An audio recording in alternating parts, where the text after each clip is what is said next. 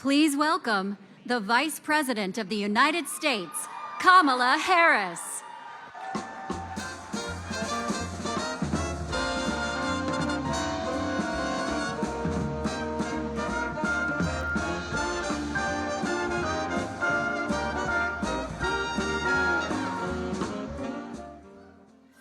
Good evening, everyone. To our President Joe Biden and First Lady Dr. Jill Biden, to Governor Newsom, Mayor Breed, Speaker Emerita Pelosi, and the many friends and leaders who are here. It is an honor on behalf of Doug and myself to welcome APEC to our home state of California.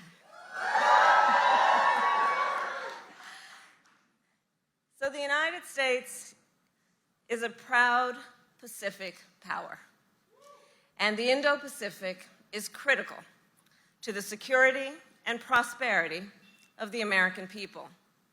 It is for that reason that President Joe Biden and I have strengthened our alliances and partnerships, our multilateral relationships in the region, all to promote a free and open Indo-Pacific. As Vice President, I have traveled to Indo-Pacific countries at least 4 times over the last few years. I have visited American sailors deployed to Japan and American soldiers at the Korean DMZ. I have worked with CEOs in Singapore and Tokyo to strengthen supply chains and witnessed the impressive activism of young leaders in Jakarta, Manila, and Hanoi. And I have spent time with many of the world leaders here today in bilateral meetings and multilateral summits, including at APEC, where I represented the United States in Bangkok last year.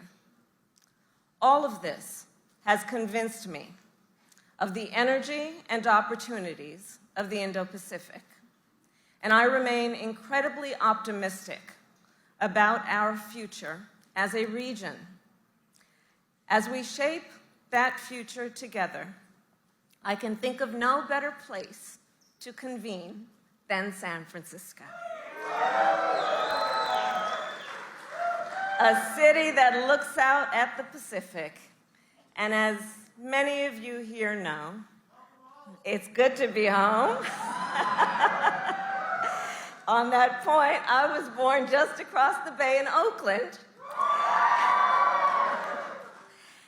And my mother was a scientist at the University of California, Berkeley. And she had 2 goals in her life: to raise her 2 daughters and to end breast cancer. She was a breast cancer researcher. So at a very early age, I learned about the power of innovation, that it requires us to question the status quo and think boldly. Innovation is about our ability to see what can be, unburdened by what has been. The ability to not only imagine a better future, but to build it. And I have seen the power of innovation